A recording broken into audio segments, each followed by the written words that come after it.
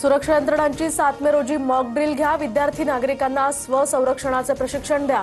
नागरी सुरक्षेसाठी गृह मंत्रालयाचे सर्व राज्यांना निर्देश। अलर्टसाठी सायरन वाजवण्याच्या सुद्धा सूचना।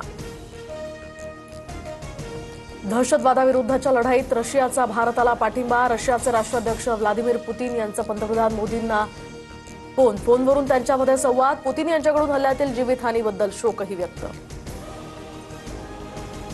पहलगाम हल्ल्यानंतर जपाननं भारताप्रती दाखवलेल्या एकजुटीचा संदेश कौतुकास्पद। भारत जपान संरक्षण संबंध मजबूत करण्यात योगदान दिल्याबद्दल प्रशंसा करतो। संरक्षण मंत्री राजनाथ सिंह यांच्याकडून जपान सरकारचं विशेष आभार। पंतप्रधान नरेंद्र मोदी साऊथ ब्लॉकमध्ये मोदींची पीएमओ कार्यालयामध्ये संरक्षण सचिवांसोबत बैठक। राष्ट्रीय सुरक्षा सल्लागार अजित डोवाल यांची या ठिकाणी उपस्थिती। तर भारत पाक तणावाच्या पार्श्वभूमीवर बैठकांचं सत्र। एलओसीवर भारत कधीही पाकिस्तानवर हल्ला करेल। पाकिस्तानी संरक्षण मंत्री ख्वाजा आसिफ घाबरला। भारत दक्षिण आशियाला अणुयुद्धाच्या उंबरठ्यावर ढकलतोय, आसिफचा आरोप। पाकिस्तानमधील मौलाना भारताशी युद्धाविरोधात। भारतासोबत युद्ध झालं तर लढायला कोण कोण जाणार, या प्रश्नावर मशिदीत उपस्थित असलेल्या एकाही पाकिस्तानी नागरिकानं हात उंचावला नाही। मौलवींचा मशिदीतील संवादही व्हायरल। पाकिस्तानी खासदार मौलाना रहमाननं पाकिस्तानच सरकारचेच कान टोचले।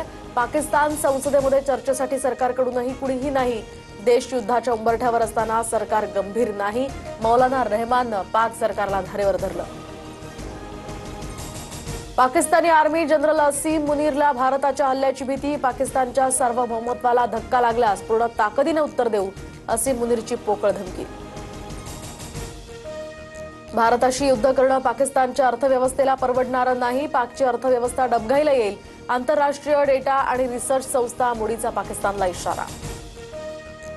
भारतीय हल्ल्याच्या भीतीनं पीओकेतली गावं आणि रस्ते सुनसान, तर आणि मदरसे सुद्धा बंद। युद्धजन्य परिस्थितीमुळे पाकव्याप्त काश्मीरात सध्या सर्वत्र घबराटीचं वातावरण। भारत आणि पाकिस्तानातील तणाव एवढ्या वर्षातील परमोच्च सीमेवर। मिलिटरी ऍक्शन हा उपाय नाही, संयुक्त राष्ट्रसंघाकडून भारत आणि पाकिस्तानला सल्ला। भारतानं चिनाब नदीचं पाणी रोखलं। पाकची शेती संकटात। खरीपाच्या सुरुवातीलाच 21% पाणी टंचाई। पाकिस्तानच्या IRSAची माहिती, तर लवकरच झेलमचं सुद्धा पाणी थांबवणार। पाकिस्तानच्या संसदेत भारताविरोधी ठराव एकमतानं मंजूर। पाणी अडवण्याचा कोणताही प्रयत्न युद्धाचा प्रयत्न मानला जाईल। बिथरलेल्या पाककडून आता भारताला धमकी देण्याचा प्रयत्न।